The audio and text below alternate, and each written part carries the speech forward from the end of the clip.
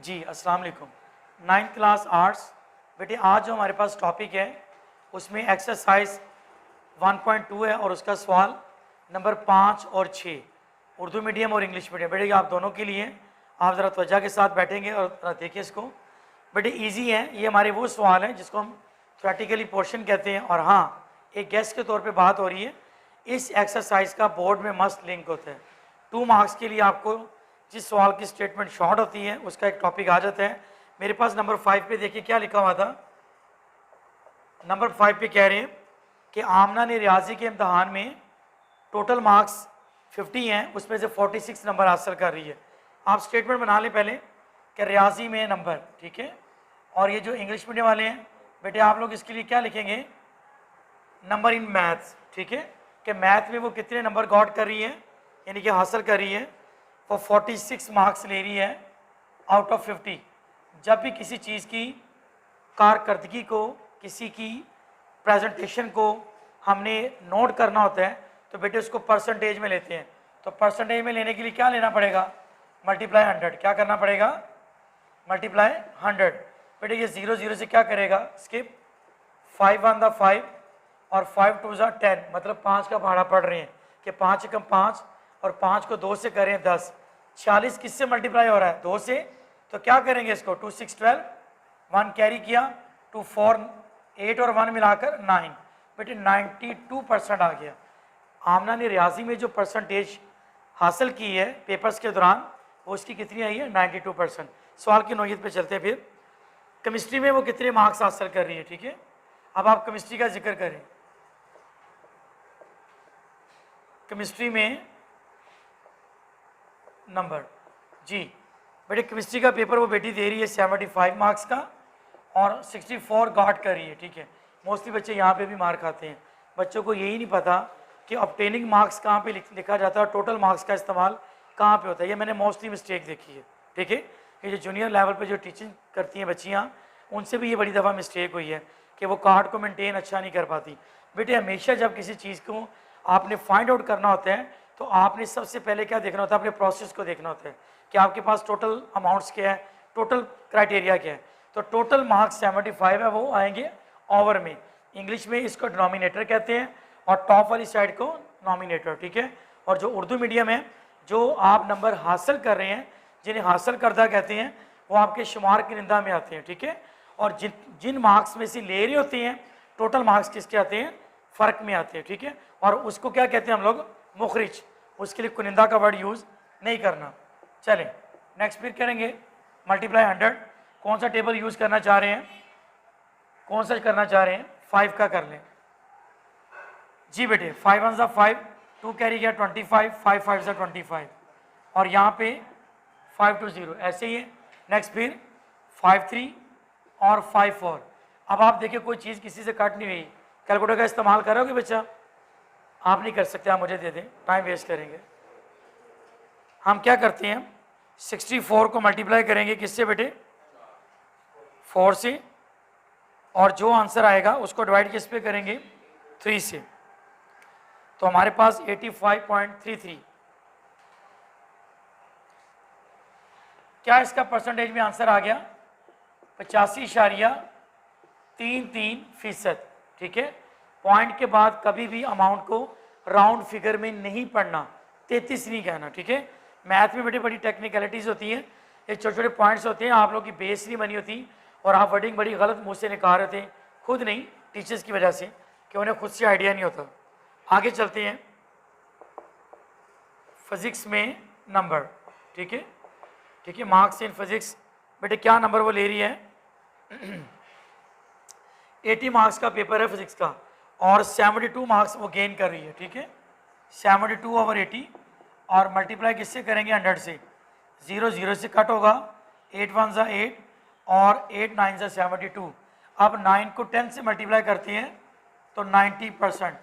कोई बेटा बता सकते हैं कि आमना का सबसे अच्छा पेपर कौन सा हुआ है, रियाजी का, मैथ का, गुड, क्योंकि उसकी परसेंटेज सबसे अच्छी वहाँ पे है। लेकिन आपका भी आंसर नहीं आया, आपने नीचे लिखना है, ठीक है। बस आमना ने रियाजी के मजमून में अच्छी कारकर्दगी दिखाई। ठीक है, आप इसको नोट करें और नेक्स्ट क्वेश्चन नंबर 6 स्टार्ट करते हैं जल्दी से। जी बेटे अभी हमने नंबर 5 को सॉल्व किया। नंबर 6 पे क्या कह रहे हैं, आपकी बुक पे स्टेटमेंट लिखी हुई है, मैंने भी रीड आउट कर लिया उसको। अब कोई पर्सन है, कोई तरखान है, ठीक है, कोई हमारे पास कारपेंटर है, वो क्या कर रहे हैं, जिसको बढ़ई कहते हैं आप लोग, बेटे वो एक मेज़ को बना रहे हैं, ठीक है, उसकी मैन्युफैक्चरिंग कर रहे हैं।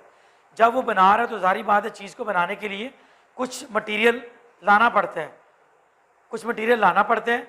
आप वो जो चीज़ें परचेजिंग करके लेके आ रहे हैं, ठीक है, उसको लेके आ रहे हैं, तो उसके लिए क्या करेंगे, आप कॉस्ट यूज़ करेंगे, आपके अमाउंट से पैसे जाएंगे। तो वो इसको क्या कह रहा है कि जो मेज़ को वो बना रहा है उसको बनाते वक्त उस पर क्या लागत आती है, कीमतें खरीद, क्या कहते हैं इसको, आप लिखेंगे मेज़ की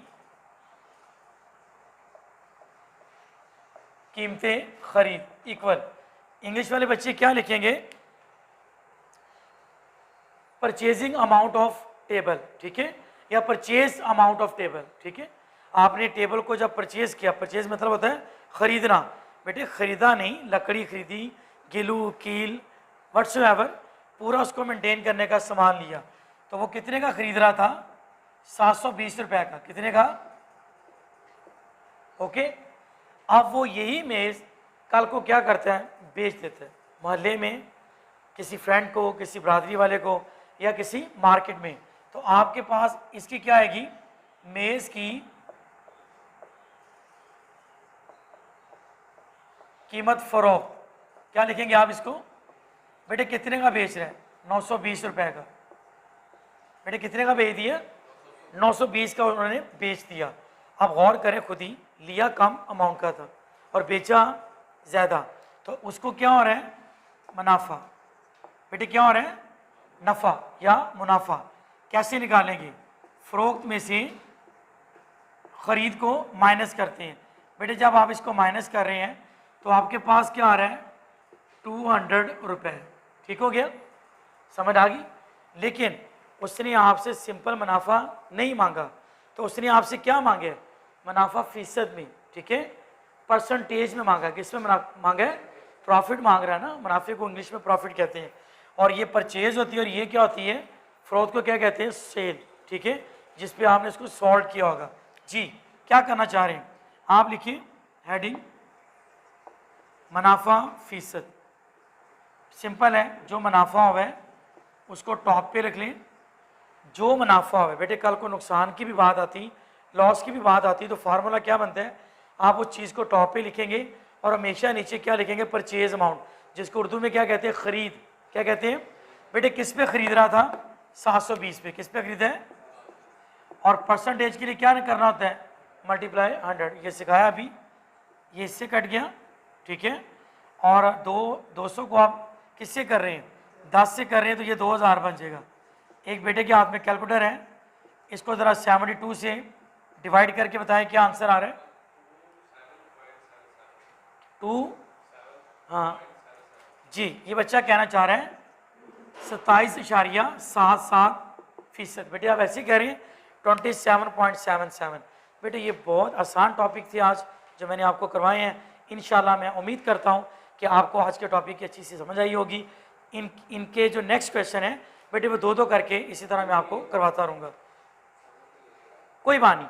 ये 7 हो या 7-8 हो, मैंने आपको एक बात बताई थी, अगर आंसर 2 तक लिखना चाहते हैं तो आप तीसरी अमाउंट को देखेंगे, तो तीसरे नंबर पे हो सकते हैं अमाउंट वो हो जो 5 से ग्रेटर देन है, तो आप उसका 1 क्या करेंगे, बैक पे ग्रेटर देन है, ठीक है, आप इस 77 को क्या कर लेते हैं, 78, ठीक है। नाउ योर आंसर, ओके, अल्लाह हाफिज़, नोट कर लें।